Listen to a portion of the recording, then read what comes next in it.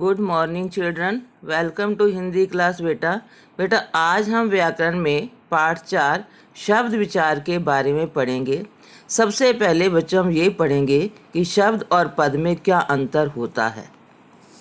तो ध्वनियों के ऐसे समूह को शब्द कहा जाता है जिसका कोई अर्थ हो, और जब ये शब्द वाक्य में प्रयुक्त होते हैं तब ये पद बन जाते हैं।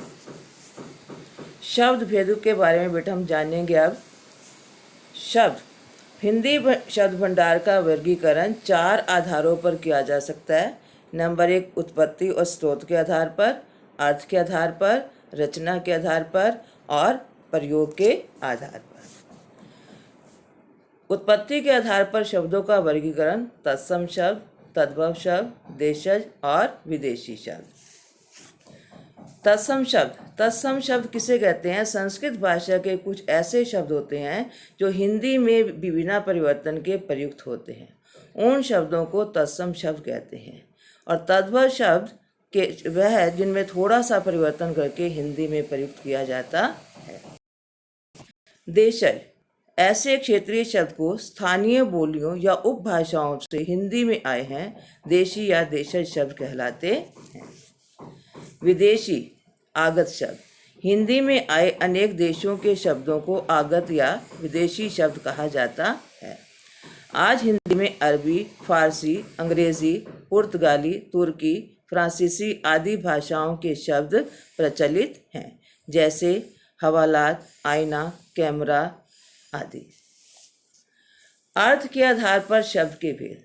अर्थ के आधार पर शब्द के भेद होते हैं बेटा पर्यायवाची शब्द, विलोम शब्द, एकार्थक शब्द, अनेकार्थी शब्द, श्रुति सम भिन्नार्थक शब्द।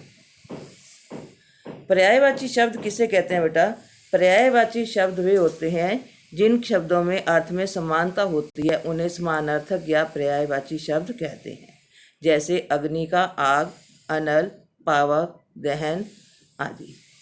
उसके बाद है बेटा हमारा एकार्थक शब्द। एकार्थक शब्द वे होते हैं जिनका शब्द अर्थ निश्चित होता है, वे एकार्थी शब्द कहलाते हैं, जैसे पुस्तक, लड़की, कुर्सी, घर आदि। अनेकार्थक शब्द एक ही शब्द के कई अर्थ होते हैं, वाक्य के आधार पर उसका अर्थ ग्रहण किया जाता है, ऐसे शब्दों को अनेकार्थी शब्द कहा जाता है, जैसे अंबर का कपड़ा और आकाश अलग अलग अर्थ होते हैं।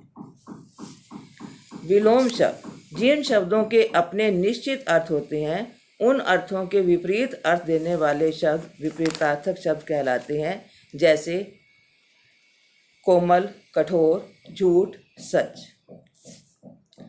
समानार्थी शब्द या भिन्नार्थक शब्द। श्रुति सम भिन्नार्थक शब्द वे होते हैं बेटा जो सुनने में एक समान लगे लेकिन उनके अर्थ अलग अलग हों, जैसे अवधि, अवध की भाषा, और अवधि समय सीमा। उसके बाद है प्रयोग के आधार पर शब्द के भेद। प्रयोग के आधार पर शब्द के बेटा 2 भेद होते हैं, विकारी और अविकारी। विकारी शब्द कौन से होते हैं? विकारी जिन शब्दों के रूप, लिंग, वचन और कारक के अनुसार बदल जाते हैं वे अविकारी शब्द कहलाते हैं। संज्ञा, सर्वनाम, विशेषण, क्रिया आदि विकारी शब्द हैं। अविकारी शब्द वे शब्द जिसके रूप से लिंग, वचन, काल का कोई परिवर्तन नहीं होता अविकारी शब्द कहलाते हैं। अविकारी शब्द जो होते हैं 4 प्रकार के होते हैं, क्रिया विशेषण, समुच्चय बोधक, संबंध बोधक और विस्मयादि बोधक। उसके बाद रचना के आधार पर शब्द के भेद। रचना के आधार पर शब्द के 3 भेद होते हैं, रूढ़, यौगिक और योग रूढ़। रूढ़ शब्द कौन से होते हैं बेटा? जिन शब्दों के खंडों का कोई अर्थ नहीं होता और जो शब्द परंपरा से किसी विशेष अर्थ के लिए प्रयोग किए जाते हैं रूढ़ शब्द कहलाते हैं, जैसे घर, नल, फल, माता आदि। यौगिक शब्द ऐसे शब्द जो 2 या 2 से अधिक शब्दों के मेल से बने हों तथा उसके खंड करने पर उसके प्रत्येक खंड का अर्थ निकलता हो, यौगिक शब्द कहलाता है, जैसे यज्ञशाला, यज्ञ के लिए शाला।